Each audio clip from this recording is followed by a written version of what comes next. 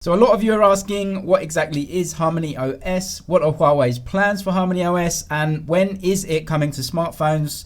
So here's what we know about Huawei's plans. As we know, in the spring of this year, Huawei was dealt a big blow when Google and a host of other suppliers had to stop doing business with them. However, the software issues have been a bigger thorn in Huawei's side so far. Right now, Huawei are using the open source version of Android on their newer smartphones. So is Harmony OS the savior for Huawei?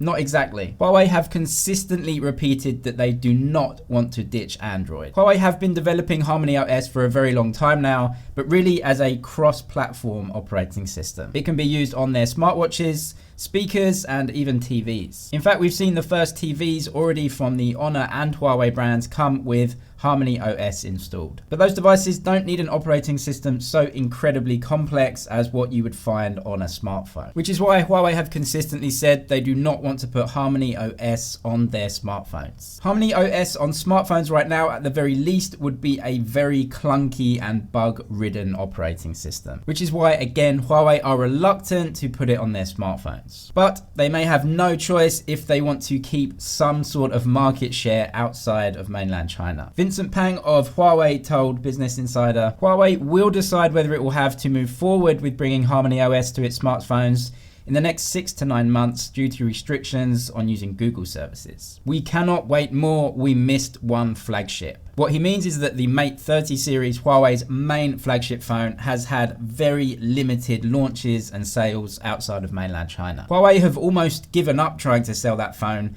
outside of their main market. There are rumors that the next flagship phones from Huawei, the P40 series, could indeed come with a dual boot operating system where users could have a choice. When they started the phone, they could choose between loading Android or Harmony OS. That would seemingly be a good way for users to choose between the new operating system or something they feel more comfortable with. However, that would have a ton of problems in itself because at the moment, Huawei still can't use Google mobile services and therefore can't provide security updates and various other services when using Android. For now, everything Huawei is telling us is that Harmony OS is just not even ready to dual boot in any sort of form on the P40 series. It could be another 6 to 9 months before Harmony OS is even anywhere near something that could be put on smartphones. Which means a concrete no for the P40 series, but a possibility on the Mate 40 series next year. But anyway, Harmony OS is not as important for Huawei